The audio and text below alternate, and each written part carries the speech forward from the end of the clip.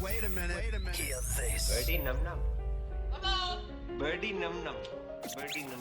What's going on, ladies and gents, and welcome back to another episode of the Birdy Num Num podcast. Sanjay Manaktala here. I am having a good week, and I really hope you all are having a wonderful week.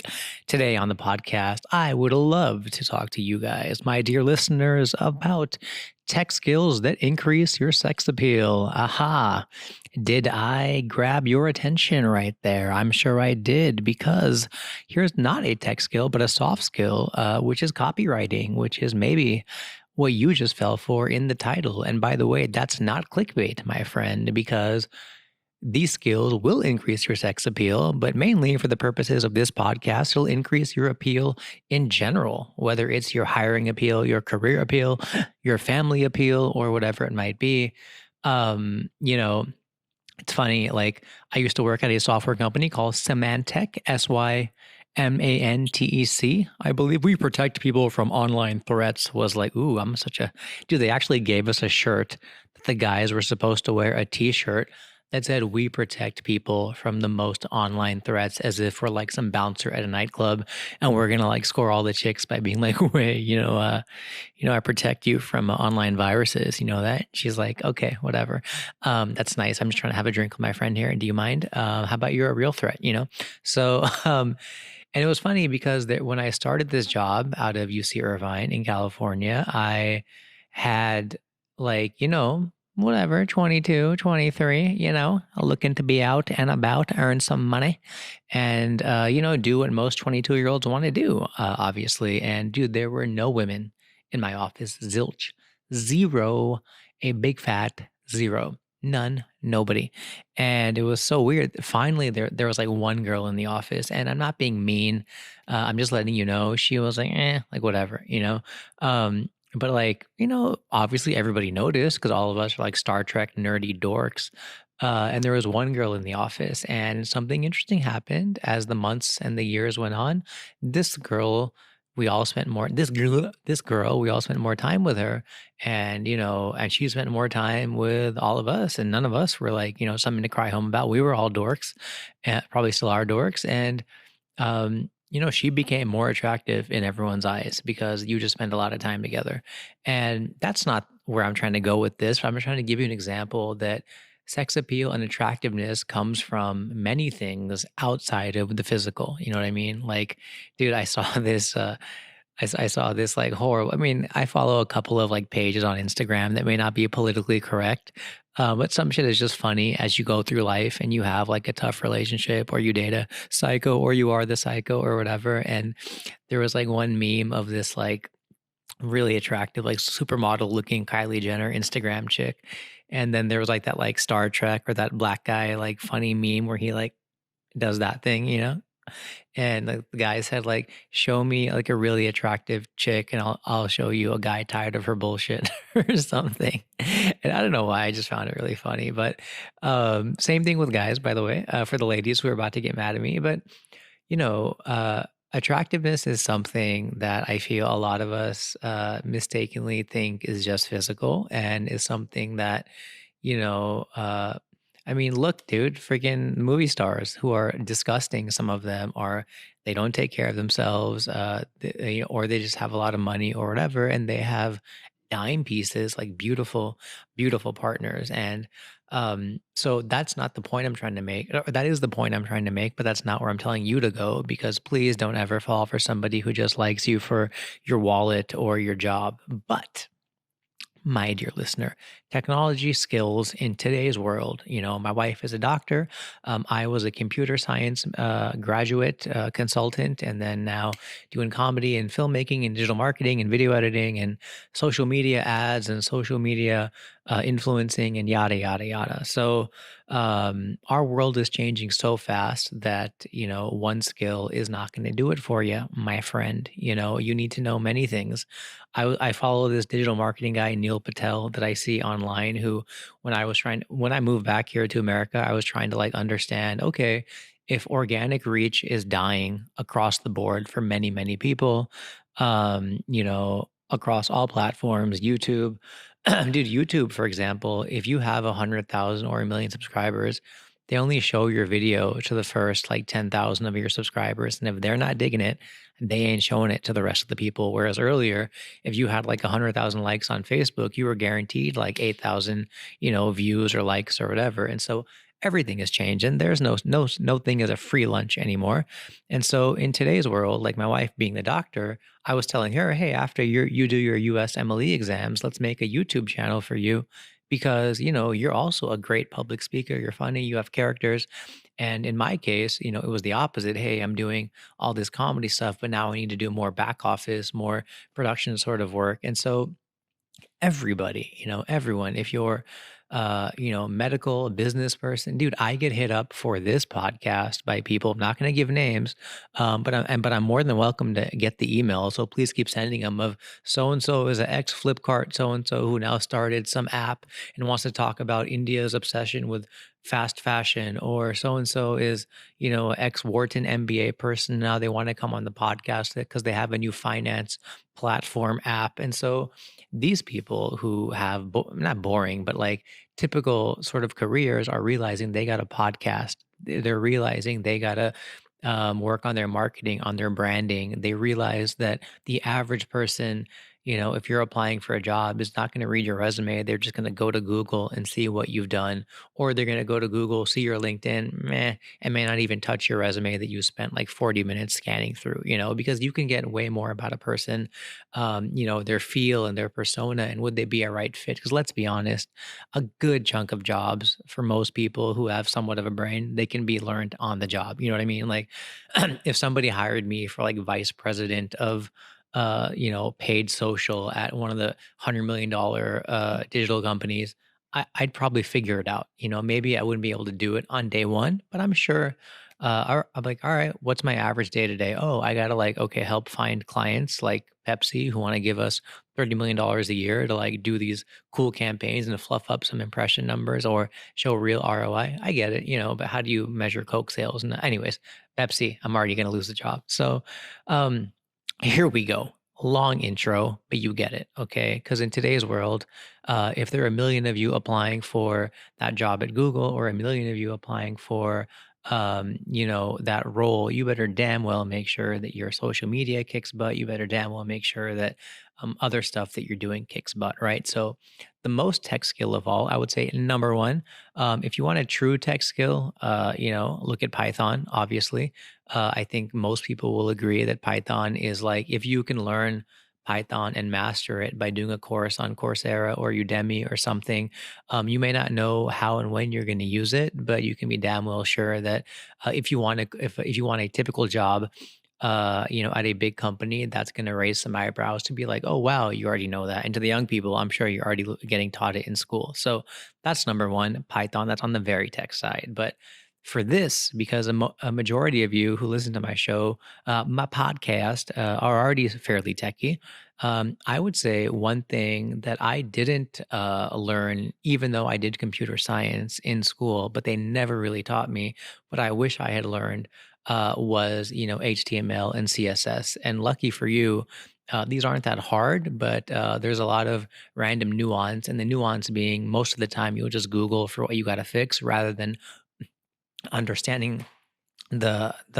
ooh, excuse me, rather than understanding the core concepts, which if you can nail those things like classes and elements and stuff, then you'll do a lot better. Because the reason I say that, because tech skill number three, I think anybody should learn who wants to survive in today's creative environment and market, whether again, you're a doctor or a supermodel or an influencer, is I would say WordPress, by the way. Okay. Now, I had a girl, a very sweet girl, Ashwati, on our show, one of the first few shows. So thank you for doing it.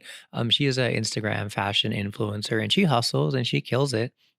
And I remember on my website, which is a WordPress site, by the way, I was writing about the podcast because when you start a podcast, you also got to start a blog post around the podcast so that people who are searching for topics like how to be an influencer or what skills are in demand in 2020, or tech skills to increase your sex appeal, which I don't think anyone is going to Google. So, but you kind of need to wrap that content around that because it increases discoverability, which increases your jump in the algorithm, and it's a lot of work, which is why nobody does it. But if you do it, it sits there forever with you, you know. And so, when I had her on the show, I was researching about her, and I was like, wow, man, someone like her could really benefit from learning WordPress because there's so many fashion influencers that we all see on Indian and American Instagram, but I can guarantee you half of these people are still broke. You know what I mean? Yeah, you have 100,000 or 500,000 influencers, or sorry, followers. Yeah, you're getting 1 lakh here or 50K here for doing the makeup brush tutorial thing or whatever. But if you actually, like, let's say you're an influencer, who's this? Komal Pandey, I think. I know my wife would know, but like if I don't know what their business plans are, but if you know WordPress, which is basically, if you don't know what WordPress is, come on, guys, please Google it. Um, but it's basically a blogging website engine where you click a few buttons, and then it gets a lot harder, obviously, with plugins and customizations and themes and stuff. But they literally give you a website out of the box by like literally installing it in like 5 clicks. And someone like her could then, every time she, puts a post up with like a great picture and like great like lipstick and gets 10,000 likes, well, those 10,000 likes are now going to disappear, never to be seen again. If you had 10,000 people stopping by your restaurant, you would want to make sure they're going to order something to eat. Otherwise, they're just walking by. At the very least, take down their phone number, or, tell them, hey, where do you live? So we can send you a free appetizer coupon or something, right? And so with WordPress, you know, whatever you're doing, if you're a personality like a fitness trainer or a gym, or a dentist, or a graphic designer or a public speaker, dude, you would need to learn WordPress. And that will make you very attractive because eventually people will come to you with like, dude, how do you have an email list of like 5,000 people? Or how did your book launch or your event or your stand-up comedy show have 100 people in the audience when I have 5 million YouTube subscribers and I only got, like 50 people at my show or whatever it is, right? So these are the skills nobody wants to know, but you're going to know, and you're going to be hot shit after you do. Another one I would say, which is very important, is Adobe or Adobe. I'm not sure which one is which, but yes, I have spent 4 or 5 years learning Adobe Premiere, learning Adobe After Effects, which I thought was so hard, and I still think is really hard. But I basically if you don't know what Adobe Premiere is, and there's other video programs you can use like Filmora and obviously Final Cut Pro. And iMovie, which again, for the TikTok folks, go ahead, try it out. But eventually, after like 2 weeks or a month, you're going to outgrow iMovie, and you're going to want to learn something deeper. So maybe, just start learning Adobe Premiere right now, because I still think it's easy. But my video editing journey, when I started doing the IT guy music videos and other things, was I would basically, like, I was always scared of learning how to video edit, and Photoshop still freaks me out. I use Canva, which is like way easier, and Google that if you're online, canva.com. I don't work for them, but I just think it's a great tool. And there's no affiliate code there, right? I'm just saying, go to the website. So, like, I found that site to be so helpful. But with filmmaking, my journey was I always like had the apps installed and never really used them. And then when I started learning Adobe Premiere, it was right around the time YouTube was offering great tutorials. I would follow guys like this Justin O'D show, and is it Film Companion, or is that a Bollywood thing? But basically, there was like a couple of really good guys online who would give explanations for, Linda training or something, whatever. And some of it was dry, but some of it was, hey, how do I make these titles? Or hey, how do I subtitle a video? Or hey, what does this error code mean? And I started getting better at Adobe Premiere. And then I tried to use After Effects, but it took me like years to actually say, all right, I'm going to sit down and take a 45-hour After Effects course and do these projects end to end. And I did it. And ever since then, I finally figured out like what a mask is and other things. And the reason I'm saying you guys should learn Adobe products is because anytime even look at this podcast, right? It's literally me talking to a camera. And yeah, I could add a lot more, and maybe I will on this episode. Maybe I'll do a transition like this, or maybe I'll do like a cool little like zoom in like that, or maybe I'll add some graphics. I don't know. I don't know if I'm going to do it or not. Let's see if my camera is even recording. But the reason you should learn film editing is video is going to be everything. You know what I mean? Dude, if you're, again, a typical 9 to 5 job, if you work at Accenture and they want to send you somewhere, you better make sure you've got a good, if they want to send you somewhere to do public speaking, how cool would it be if you had a really snazzy video of you giving a speech to like 300 CEOs with some cool music and like a good message, like, helping companies innovate in the cloud or whatever the hell people say these days. And so everyone is going to need to work on their personal brand, and not everyone can afford. I hate it when like I see people and friends are like, oh man, I hired a guy to do my video and he never did. And like he was in Bangladesh or India or Pakistan or the Philippines and he charged me $30 and I never got it and I had to keep chasing him down. Well, in those 3 weeks, in those 3 days, you could have learned how to use a film editing software. So again, this is not work. It's just another tool in your tool belt, guys. So, and I think personally, with regards to film editing, if you look at any job right now, especially with marketing and social, they're going to want people who are good at film editing. And there's plenty of tools to make it easier. But I urge you, please do look at learning Adobe Premiere. I guarantee you it'll change your life and you'll get way more creative and you'll just have more fun because you're making videos with cool things. Don't go overboard though. Like one thing that I also realized is, with high tech skills, there's some low tech skills as well. And I'll talk about it in another podcast. But basically, look at real photography. They know how to use crazy Instagram filters for years. They know how to add shadow and saturation and contrast and vibrancy and all that stuff, but they don't, because most people, like when you see on Instagram, when they see those filters, they go nuts because it looks cinematic or it looks cool. But I think real filmmakers who've had those tools forever, they know to use them sparingly for maximum impact, right? Like it's not like if you say I love you to somebody every day, it loses its value. And if you say I hate you to somebody every day, it loses its value. And if you add a million effects on something all the time, they lose their value. So finally, the last one I would like to explain to my dear listeners on the Birdy Num Num podcast in terms of tech skills, actually, maybe just skills. Maybe I'll just call this episode Skills That Make You More Attractive, or Skills That Increase Your Sex Appeal in 2020. Yes, that's going to be the one. Skills that increase your sex appeal in 2020. And that, of course, as no surprise to anybody as we kind of wrap this up, is basically digital marketing in a nutshell. Okay. So I'm not talking like, hey, be good at Facebook and like, hey, be good at, Instagram. No, I'm talking about understanding that somebody walking into your store these days is somebody walking into your website. You know what I mean? And hey, somebody looking at, if they want to buy a kurta or if they want to buy a nice t-shirt from your company, most people are lazy and they're just going to Google the name of your company. They're going to look at the top 2 results and then they're going to decide whether they buy or not because it gives them that peace of mind. You know what I mean? I'm talking about things like social proof and, things like your SEO and understanding paid social. And it's not just, hey, I boosted a Facebook post once and it didn't work.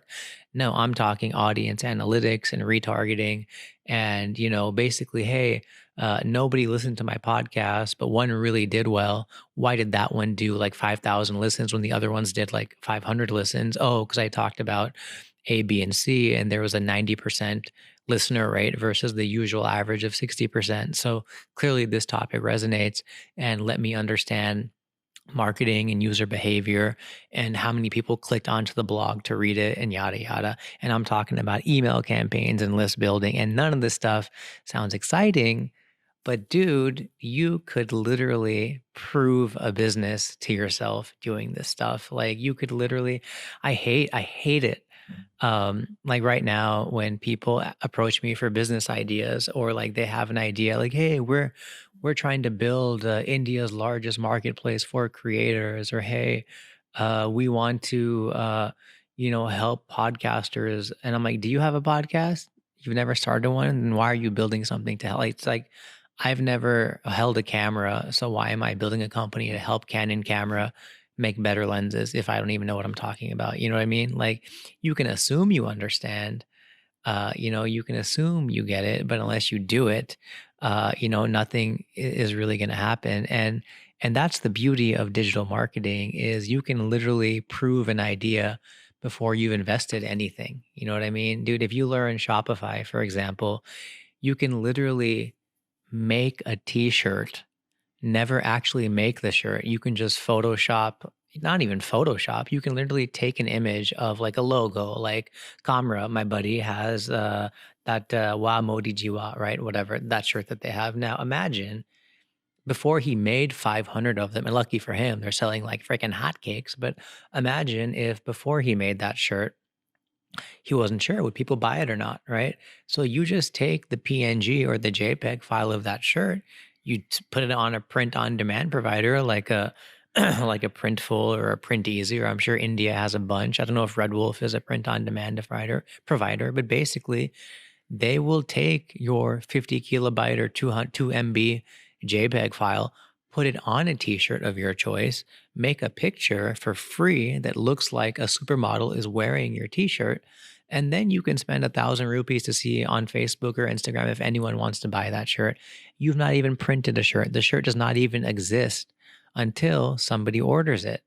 And now all of a sudden, holy crap, for 1,000 rupees, you just got to prove, does my business idea work, rather than making 500 shirts costing 1 lakh and then not selling them. And then now realizing you got to go to flea markets and beg people to take these off your hands. No, no, no, make them come to you, my friend. So like, that's the beauty of what I'm dude. There's a book I was reading, probably talked about it many times on BNN, which is, the book, they used to call things in life, ready, aim, fire, get ready, plan, hone in on your target, fire. But now it's like ready, fire, aim. You know what I mean? So now it's like, hey, go ahead and make an ad that you have the shirt.